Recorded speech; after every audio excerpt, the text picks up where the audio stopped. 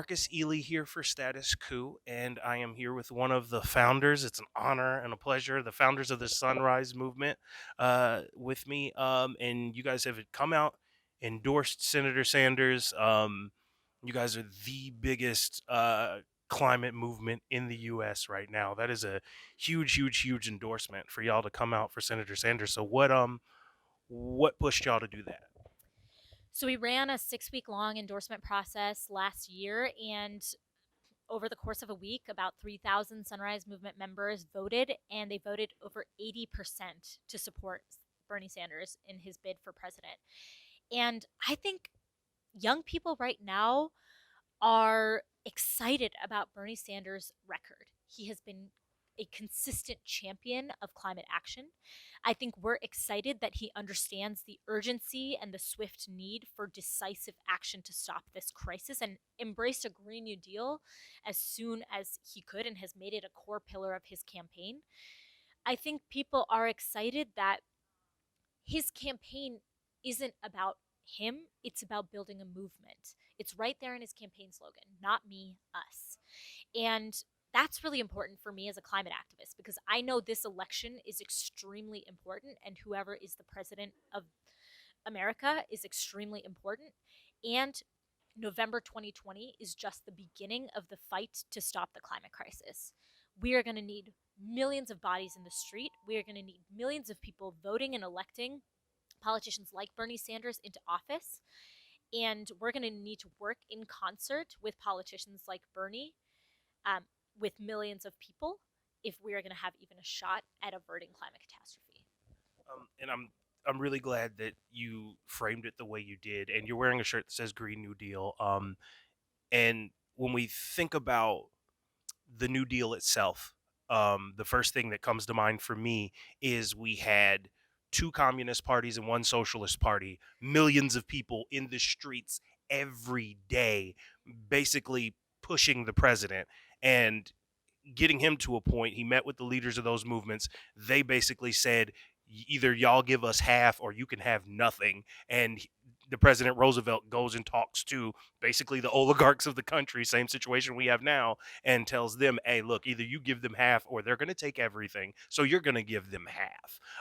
And then you juxtapose that with what y'all are talking about doing, what you're calling for with folks in the streets. And then we have the language of the Green New Deal. How does it feel to, like, for you guys, the Sunrise Movement, and really the young generation being the next up in that American history, to say, hey, we're gonna fight for this, we're gonna be in the streets, look, American oligarchs, you gonna have to come up off something, otherwise there's gonna be nothing. And it's not just you guys saying we're gonna take that from you, it's the climate on your side this time.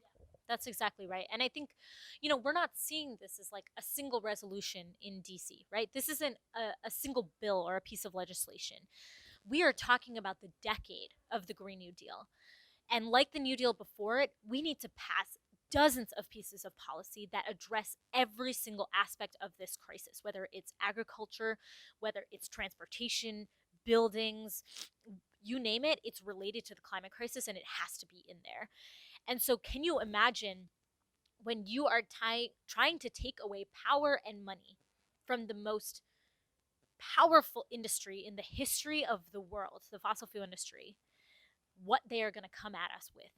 And that is why we need to build a movement of epic proportions. We need to be looking to our history, the millions of workers that striked during the New Deal. There was some days when there were 1,500 strikes that were taking place across the country. Or you go to the civil rights movement, where over 15,000 Black students in the South were arrested for fighting against racist Jim Crow laws and segregation. And so I think we need to understand what this historic moment calls upon us to do. And to me, we need to be starting a political revolution, which is a lot of the reason why we're endorsing Bernie Sanders for president. So I really hate to end it on such a horrible note, but I know we're short on time, and I really want to ask this question. Every time, everything you mentioned, there has been a violent resistance up against every single stage of uh, revolution that the people have put up. When you talk about those strikes for the New Deal, you had the Pinkertons and the oligarchs literally paying people to beat their butts. You had civil rights movement, of course. You can think about all the water hoses, dogs, everything those folks went through, the anti-war 70s. Like every time there's a revolution like this, there is a violent response from the oligarchy. Like that's just what history tells us. Um, what do you say to folks that think about that and say, look, what, you know what I mean? That they're scared. They don't want to come out there and deal with that. That's too much for them. What do you say to folks that feel that way? Yeah.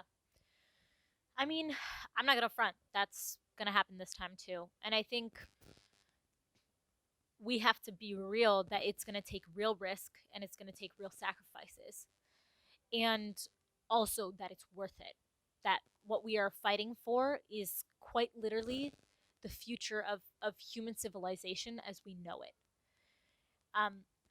And so I would say, and it's, it's risk from violence and bodily harm, but like there's a lot of risk in just like putting your voice out and even saying what you think about something publicly, right? We're taught that that's bad. We're taught to have shame around that. And so I think what this movement and this moment calls upon all of us to do is to take risks, and risks are always easier done when you do them with somebody else. And so I think that's why movements are so important, is that in Sunrise, we're not asking you to take these risks, or we're not asking you to join a movement by yourself.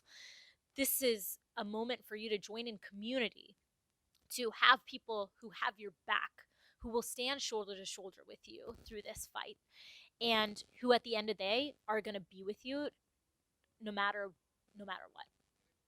You just watched Status Coup's In the Field coverage with me, live on the ground from Iowa. We can't do this without your support, so make sure to like, share, subscribe, and become a member at statuscoup.com.